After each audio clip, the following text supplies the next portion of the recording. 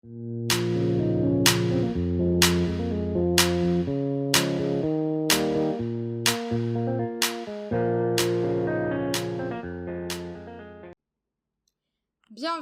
dans un nouvel épisode de S'épanouir avec Laura.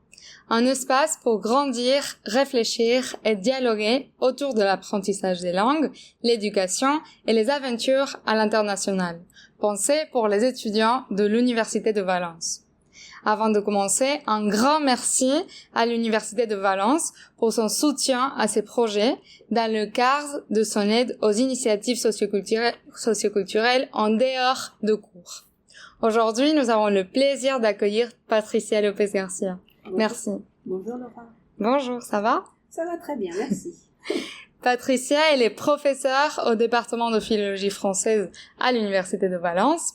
Elle a une longue expérience de l'enseignement de français dans plusieurs universités prestigieuses comme l'Université autonome de Barcelone, la Pompeu Fabra et de la Universitat de Girona. Docteur en philologie française, Patricia s'est aussi spécialisée dans le trouble de la parole et l'audition.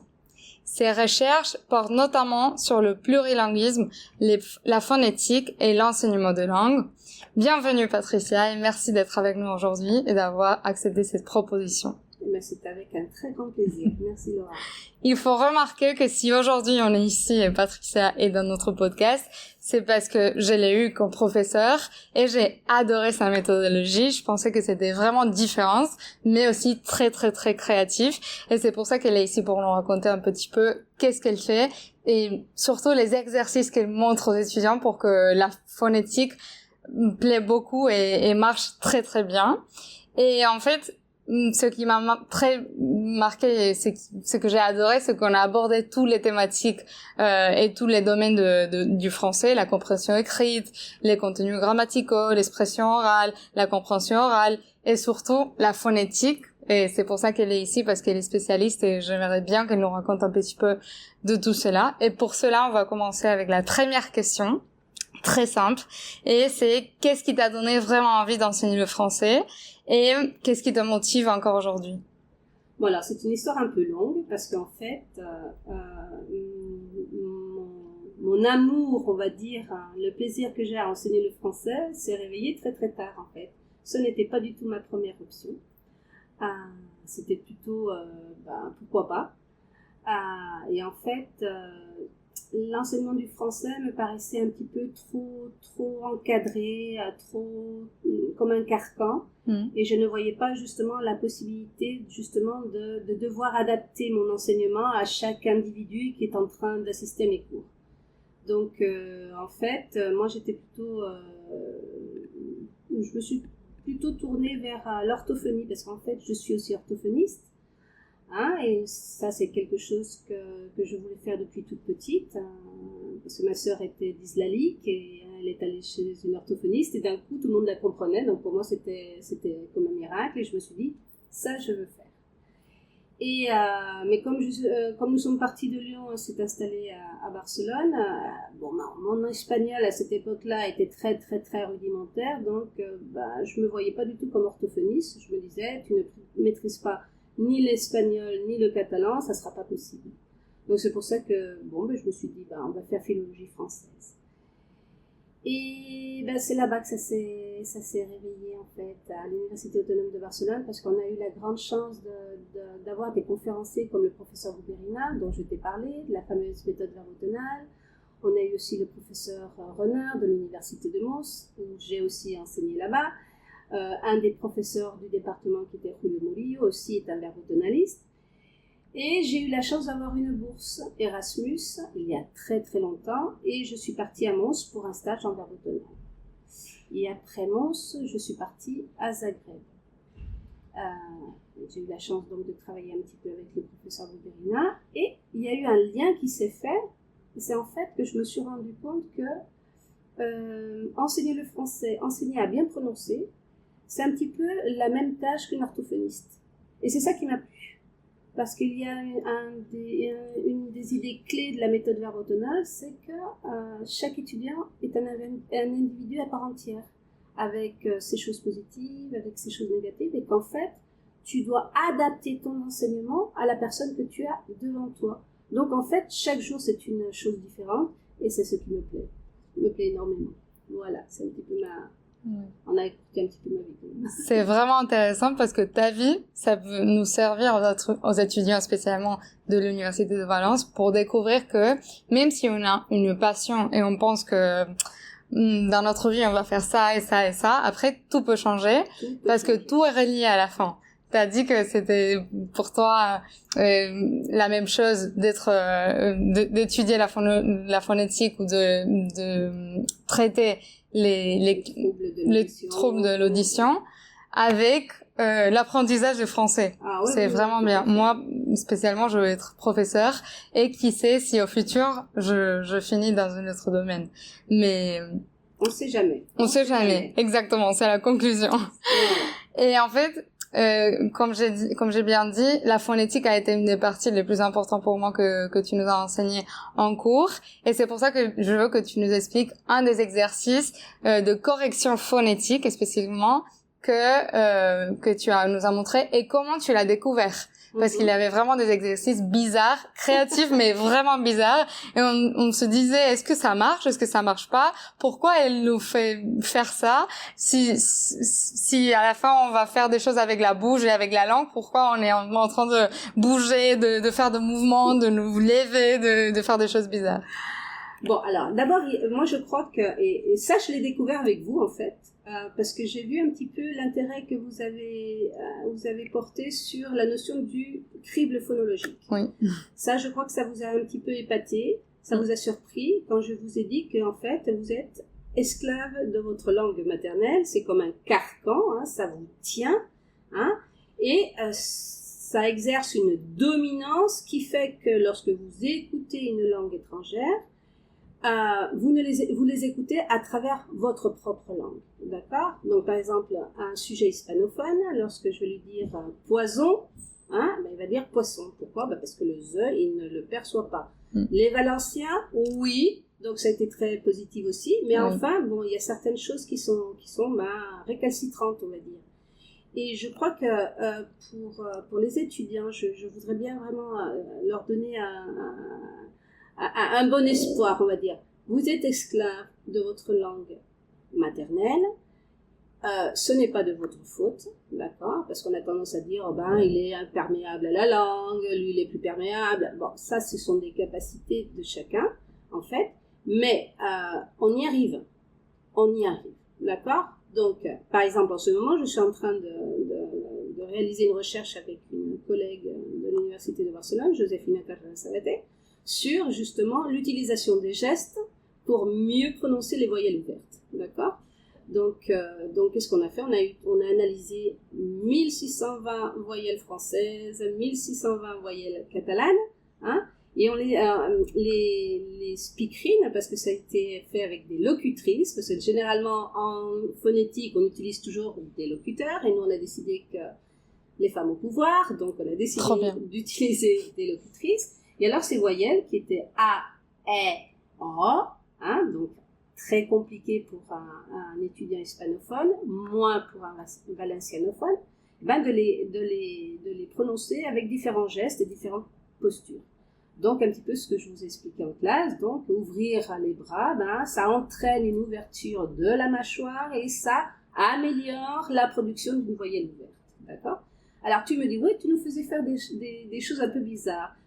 Parce que généralement tout le monde croit que ça se passe au niveau de la machine phonatoire qui est véritable, qui est la bouche. Mais c'est tout notre corps qui agit lorsque nous produisons, d'accord? Et alors le problème qu'on a, c'est que quand on fait de la correction phonétique, on ne peut pas dire à cette personne, bah, écoute, il faut que tu ouvres la bouche 200, on peut pas le faire. D'abord parce que tout le monde est différent. Et c'est très angoissant. C'est très angoissant parce que tout le monde focalise son attention. Est-ce que j'ai bien mis les lèvres? Est-ce que j'ai bien... Non, c'est pas ça. Ce n'est pas ça. En fait, tout se joue sur la notion de tension. Est-ce que c'est un son tendu, comme le i? Donc, je vous disais, il faut chercher en haut, hein, ou alors il faut faire un geste sur la table, hein, ou le o qui est très très relâché. Donc, on va chercher le centre et on va faire, peut-être, on va avec les bras, on va essayer de faire des gestes très détendus, etc., etc. Et c'est ça qui marche. C'est ça qui marche. Parce qu'en fait, le fait d'utiliser le corps, ça déstabilise l'élève qui est toujours habitué à dire bon, les lèvres, le voile du palais, les nasales, etc., etc. Dès qu'on utilise notre corps en entier, il ne se focalise pas là-dessus, il se détend ou il se tend en fonction de l'erreur qu'il fait. Et ce qui est très très très important à dire aussi, c'est qu'il n'y a pas de geste universel. Il y a des tendances universelles, d'accord? Donc quand on ouvre les bras, c'est vrai qu'on ouvre davantage les voyelles, mais ce qui marche, ce qui fonctionne avec un élève peut ne pas fonctionner avec un autre. D'accord? Donc toutes les recettes de dire pour faire un i, il faut faire ça, pour faire un ou, il faut faire ça, non, tout dépend de la personne que nous avons devant. En fait, c'est une des phrases de Gubérina qui disait que c'est l'apprenant qui nous montre le chemin pour qu'il puisse bien réaliser ses productions. Voilà. Oui, ça j'ai bien aimé parce que je me souviens que tu n'avais pas des limites, comme tu te limitais pas à dire ça, on va faire ça et ça va marcher pour tous. Tu disais, ok, il y a une personne qui va avoir besoin d'une chose et l'autre d'une autre. Et moi, j'adorais ça parce qu'il y avait des choses qui ne marchaient pas avec moi, mais avec des autres, oui. Et je me souviens, ces cours, je partais chez moi et je disais à ma mère, essaye de faire U. Et je disais, mais tu dois faire comme ça avec le doigt. Oh non. Et ma mère, elle essayait, avec toi, ça marche pas. Essaye une autre chose. Attention, lève-toi et fais comme ça. C'est ça, en fait. C'est ça. Et c'est ce qui est très intéressant. Oui. C'est un petit peu la touche personnelle, on va dire. Exactement. D'accord? Ce n'est pas de l'écrit. L'écrit est figé. Vous devez apprendre des règles grammaticales, lexicologiques, etc., etc. L'expression orale, c'est tout un autre monde. D'accord? Et il y a des personnes qui sont d'une façon, il y a des personnes qui sont de l'autre. Est-ce que ça veut dire qu'une personne qui est plus tendue aura du mal à faire des sons plus détendus? Non, il va falloir qu'on cherche un petit peu son système à lui ou à elle. D'accord? Et c'est ça, c'est vraiment ça. Et moi, je crois que le problème dans l'enseignement, c'est qu'on fixe trop notre attention sur l'écrit. D'accord? Donc, généralement, quand on choisit une matière, on va voir à la guia docente, comme vous dites ici, et alors la grammaire, les adverbes, etc., etc. Et parce que la compréhension orale et l'expression orale, on présuppose que c'est acquis. Et ce n'est pas acquis. Justement. Pourquoi? Parce qu'en focalisant trop sur l'écrit, on oublie l'oral. Vous focalisez votre oral sur ce qui est écrit, et tu sais très bien que le son O, il s'écrit de différentes manières, par exemple. Et après, le rythme, tu ne le vois pas sur un mot écrit. L'intonation, tu arrives à la voir avec le point d'interrogation, mais comment est-ce que je vais faire? D'accord? Donc, par contre, c'est beaucoup plus sécurisant de corriger un écrit que de corriger de l'oral. Ça Exactement. Aussi. C'est beaucoup plus compliqué, ça prend beaucoup plus de temps, etc., etc. Et c'est certainement pour ça aussi que, en relation, le poids de l'oral et de l'écrit n'est pas équivalent, et c'est ce qui est dommage. Et bon, voilà, c'est ce que j'ai voulu introduire cette année. C'était la première fois. Ah, c'était la première fois. Ça, vous avez été justement, je t'allais demander si tu penses que ça marchait avec tout le groupe, mais si c'était la première fois. Disons que c'était ma première fois ici, à Barcelone, non, mais c'était ma première fois aussi, parce que justement, étant donné que il n'y a pas de phonétique, je me demandais est-ce que ça va les choquer, est-ce que ça va les intéresser, est-ce que ça va pas les intéresser. Bon, dans le groupe, il y avait moitié-moitié. Oui, c'est vrai. Il avait un peu de tout. Il y avait un petit peu de tout. Mais bon, je pense que c'est positif. Et l'année prochaine, je continue et je vais continuer parce que Absolument. Je veux instaurer ça parce que je pense que c'est quelque chose d'intéressant pour vous-même. Mais en plus, si vous voulez devenir professeur de français, c'est incontournable. Vous devez bien prononcer, vous devez avoir une élocution le plus... On va à la française, non, c'est ce que je vous disais, l'accent, j'ai un petit accent, mais c'est très bien ça. L'accent, c'est la couleur de la langue, il faut pas l'effacer. Par contre, le rythme, la dernière syllabe accentuée, ça c'est important. Exactement. Mais c'est aussi génial parce que tu as dit qu'il fallait changer la méthodologie un petit peu des professeurs de l'université en général, pas de Valence. tu penses que, en fait, j'avais pas pensé à ce que tu as dit parce que un argument que tu as pour expliquer que la phonétique ne se voit pas comme il devrait se voir, c'est parce que c'est plus difficile de corriger la phonétique et l'expression orale que l'expression écrite. Disons que lorsqu'on se forme en professeur de français, même la formation du master de secondaria, vous n'avez pas de la correction phonétique. La phonétique a une toute petite place, vraiment très très petite.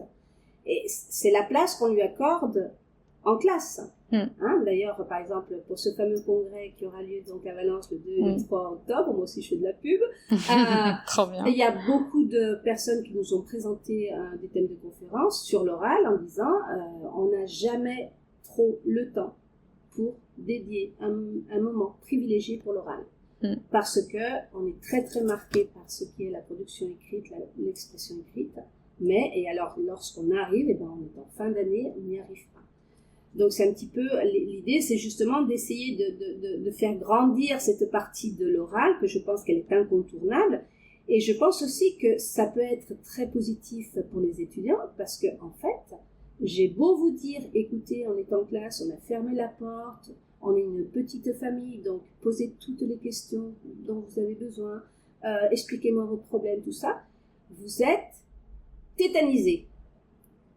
Pourquoi ? Parce que je suppose que dans la plupart de ces belles petites têtes pensantes, oui, je vais lui poser une question, mais je vais mal prononcer, donc et c'est ça qui est dommage. Et c'est pour ça que je me suis dit, si je leur dis qu'ils sont esclaves de leur langue maternelle, que ce n'est pas de leur faute, et que si on commence à travailler un petit peu, petit à petit, ça peut améliorer leur expression orale, qui est quand même votre première carte de visite, parce que quand vous connaissez quelqu'un, vous parlez, vous vous présentez pas avec un CV, vous présentez pas avec une carte de visite. Donc j'ai l'impression que si on arrive à dédier plus de temps justement à améliorer votre expression orale, vous allez être beaucoup plus sûr de vous-même, et ça marchera beaucoup mieux. C'est mon impression. Je crois que chez certains, ça a fonctionné. Oui, chez moi. Mais c'est vrai que je suis d'accord qu'on est des overthinkers. On est tout le temps en train de penser, qu'est-ce qu'ils vont penser? Je vais faire le ridicule, je vais dire des choses qui vont pas être bien. Mais moi, je me souviens, avant de commencer le podcast, une des choses qui me dérangeait le plus, c'était, je vais faire des fautes en français. Mais à la fin, je me suis dit, ok, je vais faire des fautes en français. Après, je vais l'écouter, je vais dire, waouh, maintenant j'ai ces fautes. Cette faute. Et après, je vais apprendre ça. Si je dis pas, je dis non, je vais pas parler en cours parce que je vais faire des fautes. C'est comme ça que j'apprends pas. Oui, voilà, c'est un petit peu le cercle vicieux. Oui. En fait. Voilà, d'accord, parce que je ne parle pas, donc moi comme professeur, je n'évalue pas ton niveau de langue orale. Si je peux pas évaluer, tu ne vas pas améliorer. Et puis à la fin, je veux dire, c'est néfaste. Hein, c'est vraiment très très négatif. Mais de toute façon, aussi, je pense aussi que c'est toute une tendance. Parce que même lorsque je donnais des cours de linguistique appliquée à la logopédie, à l'orthophonie, donc les cours étaient en catalan, mais les gens ne parlaient pas non plus. Je veux dire, il y a vraiment aussi un stress à parler. En classe. Alors plus en langue étrangère, mais ça c'est notable, c'est normal, d'accord. Mais même en langue maternelle, à moins qu'il y ait des gens très très motivés et qui veulent vraiment savoir plus, ou peut-être poser un problème, etc., vous n'avez pas trop l'habitude ici en Espagne de parler en classe. Tu penses que c'est en Espagne? Oui, je pense que c'est en Espagne. Je pense, quand je parle des pays catalans, on va dire. Okay. D'accord, parce que je n'ai pas donné de cours en dehors de la Catalogne et en dehors de Valence.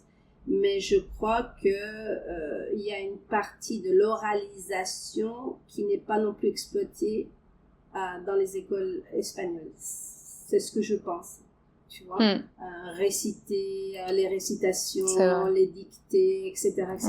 Vous n'avez pas l'habitude à l'école française la récitation, il faut la savoir et puis il faut réciter devant la maîtresse quand ils sont tout petits. En tout cas, mes enfants, ils le faisaient et moi, je le faisais quand j'étais petite. Donc, je crois qu'il y a une relation avec l'oral qui est compliquée. Mais je pense que depuis qu'on est petite, les profs, ils nous encouragent pas à parler en cours. Alors, on a peur parce qu'on sait que si on parle, c'est bizarre, mais en même temps, si on fait des fautes, c'est aussi bizarre parce qu'on a osé parler et on a fait une faute. Oui, mais c'est dommage parce qu'en fait, comme professeur, on a besoin de cet échange. Parce que moi, par exemple, je peux venir en classe et j'ai, disons, toute ma classe qui est très organisée, d'accord? Si personne ne me pose de questions, moi, je ne sais pas si le message passe ou si le message ne passe pas. C'est-à-dire que je sors de mon cours, je me dis, je ne sais pas si elles ont compris, est-ce que ça marchait, est-ce que ça n'a pas marché. Et finalement, en tout cas pour moi j'adore quand les étudiants me posent des questions parce que ça me rassure. Ça me rassure aussi bien positivement que négativement. Positivement parce que je vois qu'ils ont compris, donc très bien, je dis oui, c'est tout à fait ça. Ou négativement, où je me dis, tiens, ça n'a pas marché, bon, il faut que je déconstruis mon discours, que je le reconstruise en fonction de ce qui a marché, ce qui n'a pas marché. Et c'est ça qui est très, très, très important pour les profs. Parce que, franchement, en tout cas pour moi, être la seule à parler en cours, pour moi, c'est l'horreur. C'est vraiment l'horreur. Je veux dire, moi, j'ai besoin de savoir. Alors, c'est vrai que vous êtes très communicatif, je vois les yeux, je vois comment vous êtes assis sur la chaise ou sur le banc, très bien. Mais on a besoin d'échanges. Parce que moi, j'ai besoin de savoir. Tiens, ça a marché, ce texte, il a bien marché, cette compréhension orale, super, même si elles se sont plaintes que le débit était trop rapide, la prochaine fois j'essaierai de le ralentir, mais j'ai besoin de cet échange, parce que moi, chaque année, mes cours changent, je cherche de nouvelles compréhensions orales, je cherche de nouveaux textes, parce que je me rappelle que, oh là là, celle-là, ça n'a pas du tout marché, donc ça y est, je l'écarte. Donc, et moi j'ai l'impression que vous avez peur, et pourtant, je crois être une personne assez empathique, donc je suis vraiment très, très à l'écoute, mais même en vous disant, écoutez, il n'y a personne qui nous écoute, on a fermé la porte, on est entre nous, on était à peine 12 ou 13 personnes en classe, donc c'était super, c'est vraiment le format incroyable justement pour travailler l'oral. Et il y avait encore cette gêne, c'est vraiment dommage. Mais je pense que quand même, il y avait des gens qui participaient beaucoup plus dans les autres cours. Mais je pense que parce que nous, on a remarqué que toi, tu faisais un effort pour t'adapter à nous. Mais ça, c'est ce qui est bien. Mais c'est indispensable. Oui, mais normalement, les professeurs font pas ça. S'ils ont des contenus qu'ils vont donner, même si les étudiants ne le comprennent pas, ils passent. Et toi, je me souviens que tu demandais tout le temps, est-ce que ça va, est-ce que ça va pas? Si on te disait, ça va pas, tu arrêtais le cours et on va se concentrer sur ça. Si la grammaire, dans ce cas-là, ça va pas, il faut se concentrer sur la grammaire et après tu as laissé de côté des choses que je savais que tu voulais faire et tu as pas eu le temps de faire parce que les étudiants étaient pas prêts pour continuer. Parce qu'en fait, l'apprentissage, il est en spirale. Donc, exactement. Tu ne peux pas arriver en haut si en bas ça flanche. S'il n'y a pas la base. S'il n'y a pas la base. Là, j'ai utilisé la métaphore de la spirale. Normalement, j'utilise la métaphore du château de cartes. D'accord? La première, le deuxième. Mais si la base, elle n'est pas solide, t'as beau construire, ça ne tiendra pas. Donc, s'il y a, par exemple, il y a eu un gros problème, c'était la concordance des temps du passé. Si tu ne comprends pas ça, il faut qu'on s'arrête, il faut qu'on revienne en arrière et qu'on réexplique pour qu'après pouvoir poursuivre, parce que ça ne me sert à rien de dire vous devez le savoir, c'est acquis, c'est pas acquis, tant pis pour vous. C'est pas possible, ce n'est pas le rôle du prof. Mais normalement c'est le profil. Mais parce qu'on est nous aussi on est très stressés. Je veux dire, il faut savoir aussi que nous, on est esclaves de notre kiadocène, d'accord? Donc, on doit faire ceci, on doit faire cela, tout ça. Mais moi, plus j'avance dans ce métier, plus je me dis, je préfère aller plus lentement, qu'elles me posent toutes les questions dont elles ont besoin, qu'on travaille, qu'on fasse des exercices, et, que ça soit A, que ça soit B, que ça soit C. mais qu'après je puisse dire, bon, moi, on a perdu beaucoup de temps, mais maintenant, elles ont compris. Que ce soit la grammaire, que ce soit l'expression orale, que ce soit la compréhension orale. Je pense que vous n'êtes pas des boîtes vides pour avaler tout ce qu'on dit. En tout cas, moi, je n'aimais pas ça quand j'étais élève. J'étais élève aussi il y a très longtemps, mais j'ai quand même été élève. Moi, je pense qu'il y a, je veux dire, je vous donne, mais vous me donnez vous aussi. Votre retour, pour moi, est aussi très, très important. Et moi, je le dis, et les profs, collègues qui me connaissent, je stresse énormément lorsque je vous donne un examen. C'est-à-dire que moi, je sais quels sont les points de l'examen que je dois donner, parce que c'est ce qu'on a fait en classe, c'est parce que je vous ai dit, faites très attention. Je vous dis toujours, attention, ça c'est très important, je le signale toujours. Donc, je fais l'examen que je dois faire, mais c'est vrai qu'il y a des moments, je me dis, ouf, est-ce que ça va passer, est-ce que ça va pas passer? Je souffre moi aussi, d'une certaine façon, tu vois. Mais c'est normal.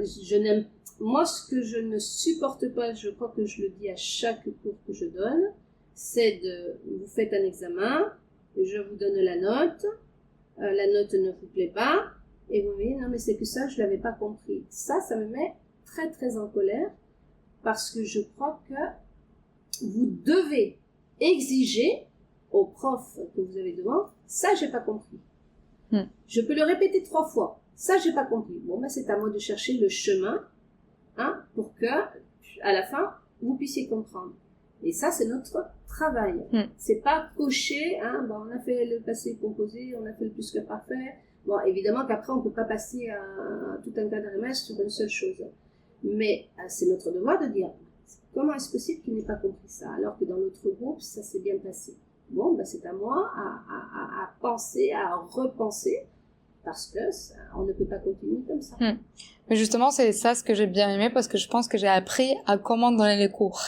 À part tout ce que j'ai appris de phonétique, grammaire et tout, qui est beaucoup, j'ai appris à comment traiter les élèves beaucoup plus que, je sais pas, de passer de grammaire, phonétique, compréhension orale. Je pense que tu savais très bien quand est-ce qu'on te suivait et quand est-ce qu'on te suivait pas. Oui, mais ça, c'est... Et ça c'est très bien, parce que moi, si je veux être professeur dans un futur, je sais pas, j'ai pas un modèle de professeur que je dirais je vais être comme ça. Mais c'est vrai que petit à petit, je découvre exactement ce que je veux faire. Et bien sûr, une des parties que je suis sûre que je vais adopter dans mes cours du futur, ça sera tenir compte l'attitude de l'élève, et s'il a compris, s'il a pas compris, arrêter le cours, et surtout motiver les étudiants, parce que tu as parlé de la motivation, je pense que c'est aussi une partie très importante. Et si il peut avoir des élèves motivés qui sont gênés à parler, et ça c'est normal, mais il faut que tout le groupe, je pense, il faut qu'il soit motivé. Et parce que sinon, je sais pas si ça a changé, mais j'ai la sensation qu'avant, tu pensais aussi que les gens participaient un peu plus, ou c'est parce que tu penses qu'en Espagne on participe pas parce on est plus des overthinkers et on a peur et on n'est pas habitué? Moi je crois, mais ça je peux le comprendre aussi. Moi aussi j'ai eu des professeurs qui en imposaient, quoi. Je dis, oh là là, je vais avoir tel cours avec telle personne. Je crois que vous êtes tétanisés avec tout le monde. D'accord? Et je pense que la première semaine de cours, elle est cruciale. Oui. Celle-là, elle est incontournable. C'est-à-dire que si on est très, très strict, tout ça, c'est là où tout se joue. En tout cas, avec moi, c'est comme ça. Après, tu auras d'autres professeurs qui, peut-être que tu inviteras ton podcast, qui te diront, bah non, avec moi, ça fonctionne pas comme ça. Je veux dire, chaque professeur est différent, comme chaque étudiant est différent. Et ça aussi, faut vraiment le savoir. Et moi, je crois que la première et la deuxième, les 15 premiers jours, ils sont incontournables. De savoir bien observer. Tiens, elle a déconnecté. Tiens, là, elle prend des notes. Tiens, on est des observateurs. Moi, j'observe. Moi, quand je vois que quelqu'un baisse comme ça, je dis, ça y est, c'est fini. C'est fini, il a perdu le fil. Comment est-ce que je fais, justement, pour la récupérer, pour qu'elle puisse revenir, On dit que l'attention en classe, à partir de 35-40 minutes, elle baisse. Donc il faut organiser la classe pour dire bon moi plus de 30 minutes avec ça c'est pas possible, donc on a fait ça, on n'est pas arrivé à bon port, c'est pas grave, on le verra la semaine prochaine, je change d'activité pour vous puissiez reconnecter. Et de plus en plus je pense que la motivation elle est clé. C'est la clé de voûte de votre apprentissage. Alors, c'est vrai aussi que quand vous êtes à l'école, au lycée, vous avez toujours l'impression que lorsque vous allez arriver à l'université, vous allez avoir les classes, celles que vous avez toujours voulu. Et vous arrivez à l'université, puis il y a des classes qui vous plaisent, il y a des classes qui vous plaisent moins, ou peut-être vous vous êtes fait une idée de l'université qui n'est pas la bonne en fait. Hein. Mais donc des fois il y a beaucoup de motivations qui se perdent en chemin. D'accord. Et le rôle donc justement du prof, justement, c'est d'essayer de récupérer cette motivation qui est partie, essayer de la ramasser et de la faire revenir. Bon, après, il y a des gens qui te disent, je me suis trompée d'études, c'est pas tout à fait ce que je voulais faire, etc., etc.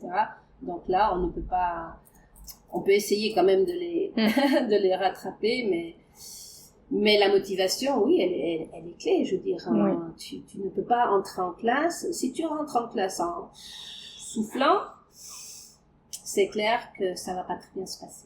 C'est notoire. Moi, je sais pas si c'est ma licence ou c'est en général, mais je vois pas beaucoup de motivation dans mes cours. Mais je sens que j'aime les choses et j'ai beaucoup de passion pour le français et pour ce que je fais et ce que j'étudie.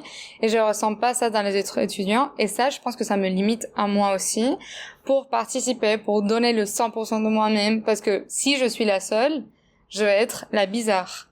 Tu sais, normalement, les gens, ils sont pas très motivés à dire « ça, j'aime bien !» ou dans le cours « ah, je comprends ça et j'adore !» ou « parler un petit peu avec la professeure ». Ils le voient comme un peu « ah, non, tu essayes d'avoir plus de notes. » Ah, mais non, j'aime bien ce qu'elle dit, j'aime bien apprendre de ce qu'elle dit parce qu'elle est professeure et j'aimerais bien un jour devenir professeur. Et ça veut pas dire que j'essaye des choses différentes. Je suis ici parce que je veux apprendre le français et parce que je m'intéresse à ma licence. Sinon, pourquoi je suis ici? C'est un petit peu la question. Moi, j'ai toujours beaucoup parlé en classe. Toujours. Mais si mes collègues m'écoutaient, ils te diraient, mais Patricia, elle parle toujours tout le temps, en classe, en réunion. Il y a des fois où il faut que je dise, stop. Parce que c'est vrai que t'as l'impression de monopoliser. C'est donc, ça. Alors, oui et non. Oui et non. Je veux dire, une réunion, c'est une chose. Et bien souvent, je me passe pour ne pas parler. D'accord? En classe, je ne suis pas d'accord. Si tu as besoin de poser des questions, si tu as besoin de dire, ça y est, j'ai compris, moi, je pense que c'est aussi bien pour toi que pour moi, mais aussi pour les autres. Pour les autres. Tu vois? C'est-à-dire que si les autres ne parlent pas, tu peux montrer l'exemple. D'accord? Tu peux montrer l'exemple en disant, tu me poses une question, ils vont voir comment je réponds. Si tu fais une petite faute, je vais te dire, non, ça se prononce pas comme ça. Mais ça y est, ce n'est pas un drame. Hein, on n'est pas au théâtre tragique, ni rien du tout. Hein, je te corrige parce que c'est mon travail et parce que toi, tu es là pour apprendre. Et peut-être que si les autres voient que quelqu'un parle beaucoup en classe, peut-être qu'ils vont se motiver à se dire, tiens, oui, tu vois, elle a fait une faute, mais finalement, Patricia, elle n'en a pas fait tout un fromage, comme on dit en français. Ce n'était pas terrible. Bon, pourquoi pas moi? Je ne sais pas si tu te rappelles la première classe où moi, je vous ai demandé à quoi vous vous attendiez avec ce cours. Oui. Ça, c'est la question que je pose à tous mes étudiants, parce que moi, je me fais une idée de ce que je vais donner, de ce que je vais expliquer. Et moi, j'ai besoin de savoir si ça colle avec vous ou si vous avez des demandes spéciales. Finalement, pourquoi pas en profiter? Et ça, je pense que ça aussi, c'est quelque chose qu'on devrait faire systématiquement. De dire, voilà, je suis votre professeur de langue 6, j'ai pensé qu'on pouvait diviser le cours en deux, un cours de phonétique, un cours de grammaire, etc., etc. Est-ce que vous avez des demandes particulières? Est-ce que vous avez des besoins particuliers? Dites-le moi. Et je peux essayer de l'incorporer dans mon cours. Parce que c'est mon travail. Je continue à dire, moi, c'est mon travail. Je suis votre guide. Je ne suis pas votre gourou. Je suis votre guide. D'accord? Donc, il faut que je m'adapte. Il faut que je m'adapte à vous. Oui. C'est vrai que moi, je veux atteindre là. Je veux atteindre ça. Peut-être que je vais y arriver tout de suite. Super. Peut-être que je vais prendre beaucoup plus de temps. Tant pis. Je vais essayer de vous tirer par le haut. C'est ça qu'il faut faire. Même si un élève est très très bon, il faut quand même continuer à le tirer vers le haut. Hein?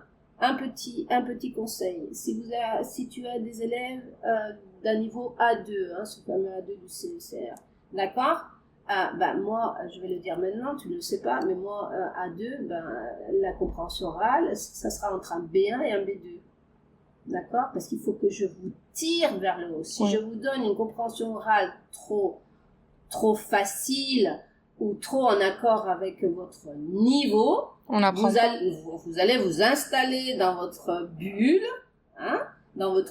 et vous n'allez pas améliorer. Dès que moi j'élève le niveau, donc je dis toujours que je devrais vous faire une photo parce que vous êtes effarés, qu'est-ce que j'ai rien compris, ça va trop vite, etc., ce qui est normal. On écoute une fois, on l'écoute une deuxième fois, on l'écoute une troisième fois, et pourquoi pas une quatrième fois si vous en avez besoin. D'accord? Mais l'idée c'est, très bien, vous avez eu de très bonnes notes avant, maintenant il suffit d'aller un peu plus vers le haut, donc tirer. Et c'est vraiment ça Mais je pense que ça c'est très difficile si chaque personne du groupe a un niveau différent. Par exemple, je pense concrètement, dans mon cas, je pense que c'est un peu notre travail aussi de chercher quel est notre niveau et de savoir jusqu'à où on peut arriver. Et si dans le cours, on n'obtient pas le 100% de ce qu'on voudrait, après le cours, il faut le chercher dehors. Il faut le chercher dehors. Oui, c'est aussi je crois que tous les profs, on se plaint de la même chose. C'est que on nous oblige à nous d'avoir des séances de tutorat. Et moi, je me morfonds dans mon bureau attendant un étudiant qui vienne me voir. D'accord? Et c'est vraiment ça le problème. Généralement, les gens demandent une séance quand c'est catastrophique, quand je ne sais plus quoi faire, etc., etc.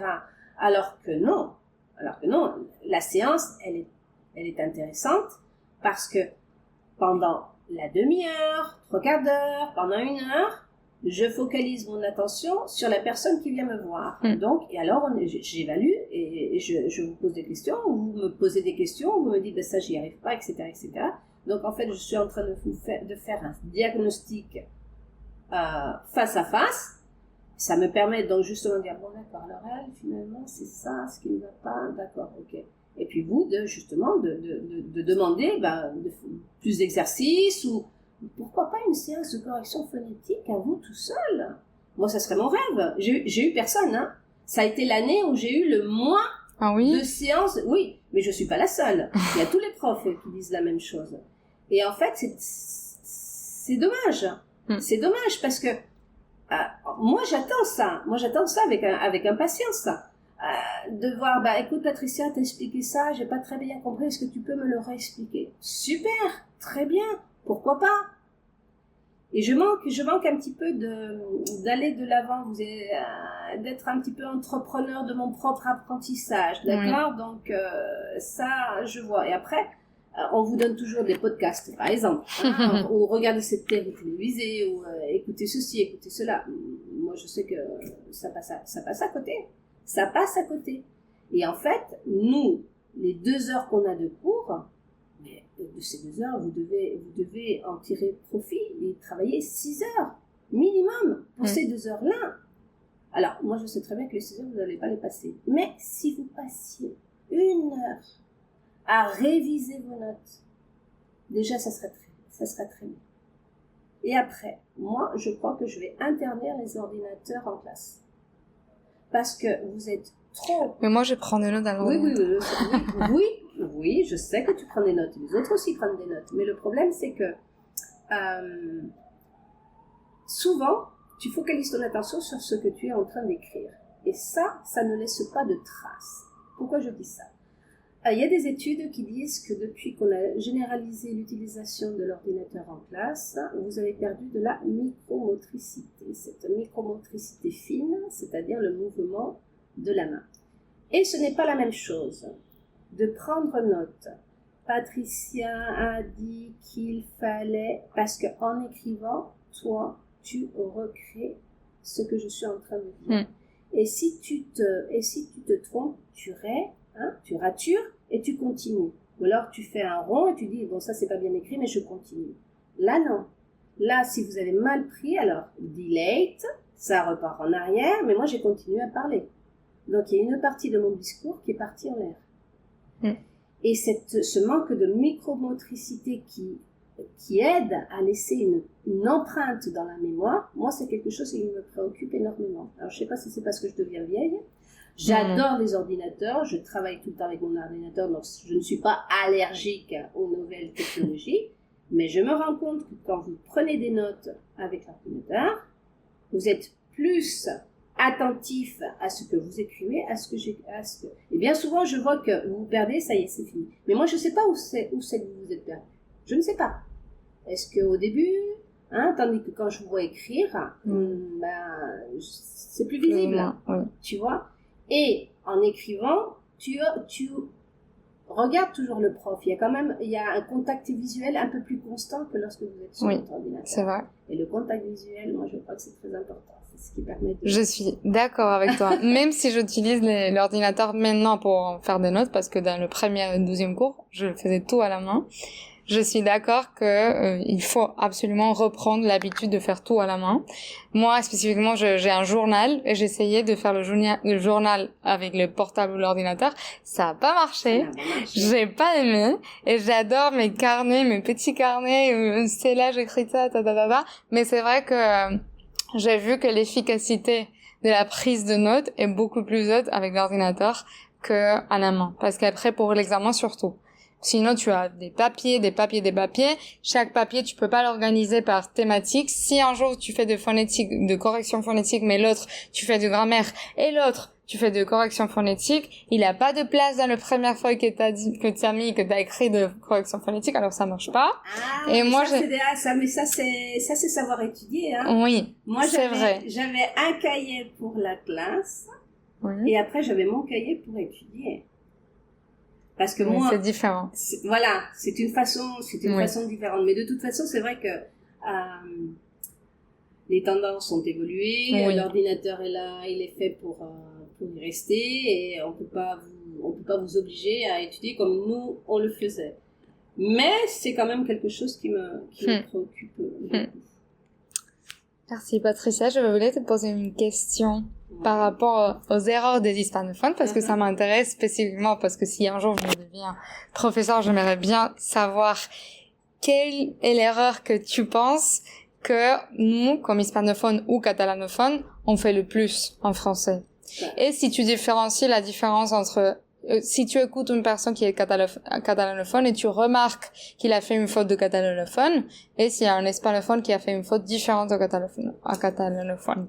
Okay. Bon, alors la première faute que tout professeur de français observe chez des sujets non natifs, là je vais le faire globalement. Global, ok. C'est l'accentuation. Okay. D'accord, c'est ce qu'on parlait avant avec l'anglais. Donc le français est une langue à accent fixe. On dit que c'est une langue tête à droite parce que l'accent retombe toujours sur la dernière syllabe. D'accord. Donc, et ça, pour vous, c'est très, très, très, très compliqué. Parce qu'en espagnol, c'est un accent qui varie. Vous avez des syllabes toniques, oxytone, paroxytone, ce qui pour moi est très compliqué. D'accord. Ça a toujours été un thème qui m'a beaucoup marqué parce que je ne comprenais pas. D'accord. Mais rien qu'avec la mélodie de la voix, on sait qui est français et qui n'est pas français. Ça, c'est clair. Et partout dans le monde. Exactement. Moi, je me rappelle quand nous sommes allés aux États-Unis, on était à New York, on attendait à un feu rouge, et des Français derrière. Parce que, tac. Donc, déjà, ça, c'est la première chose. Et c'est pour ça que je vous demandais de taper sur la table. Ça c'est très important. Après, entre hispanophones et valencianophones, les voyelles ouvertes. L'hispanophone ne les a pas. Le valencien, oui. Le catalan encore un peu plus. Mais je dis ça parce que moi, le valencien encore, ce n'est pas... donc les voyelles vertes, les consonnes sonores, poison, poisson, désert, dessert. Donc ça, c'est les fautes typiques. C'est celles que tu vas retrouver dans tous les livres de phonétique. Donc Donc voilà, c'est très... Mais moi, je crois que c'est surtout le paysage sonore. Moi, quand j'entends quelqu'un, je sais, attends, celui-là, il est catalan. Tiens, celui-là, il est d'Amérique. Oui, c'est vrai. Et ça marche tout le temps. Ça marche tout le temps. C'est surtout la prosodie, hein. C'est la prosodie. C'est avec la prosodie que les enfants apprennent à parler. C'est le rythme, c'est tout ce que... C'est vrai.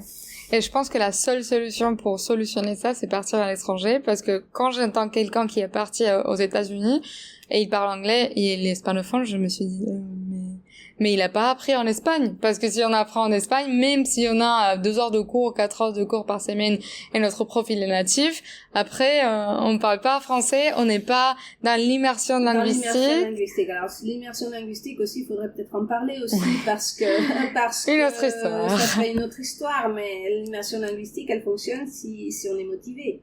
Absolument. Si on n'est pas, je veux dire, si tu pars en Erasmus et finalement tu repères des gens qui parlent la même langue que toi, donc ton Erasmus il va pas donner ses fruits. Motivation.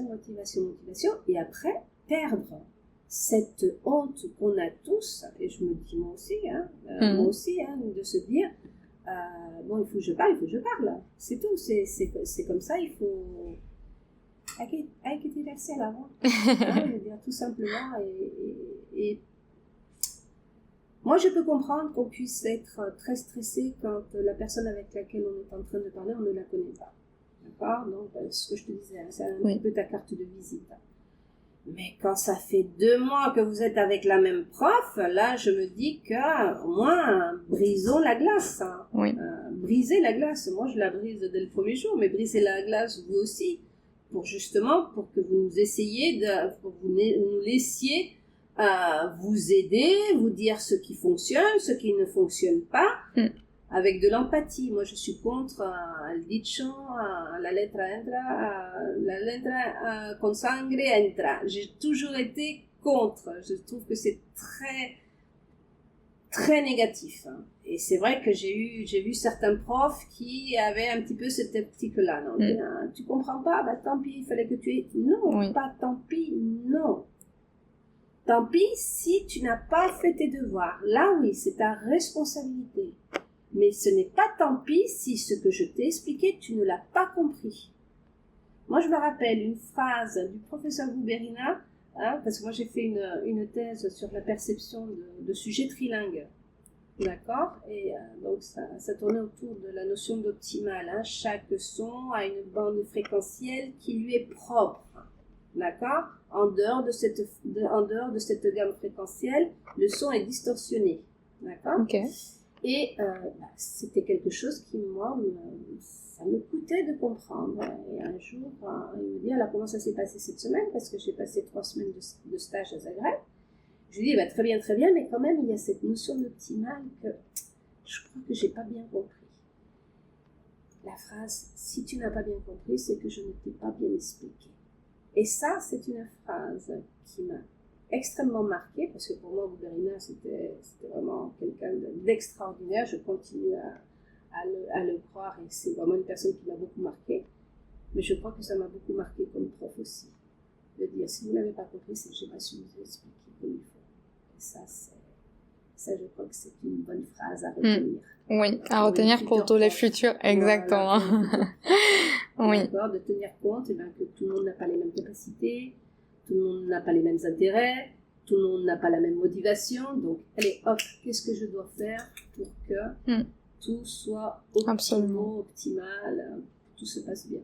Alors, chers auditeurs, vous avez appris à comment donner le cours et à comment agir aussi comme étudiant, spécifiquement si vous avez Patricia dans le futur à l'université de Paris. Oui, mais oui, je pense qu'on a beaucoup appris. Merci vraiment, Patricia, parce que je pense que j'ai beaucoup plus appris maintenant que de ce que j'avais beaucoup appris dans le cours. Alors, merci. Je suis très contente et je sais que comment je vais donner le cours dans le futur. Super. Et je suis sûre aussi que tous nos auditeurs vont faire exactement tous les conseils que tu nous as donnés. Et merci absolument à l'Université de Valence pour cette bourse qui m'a permis d'acheter tous les matériels et de faire devenir le podcast ce que je veux qu'il est. Et, à la prochaine. À la prochaine, avec À la prochaine, merci. Au revoir.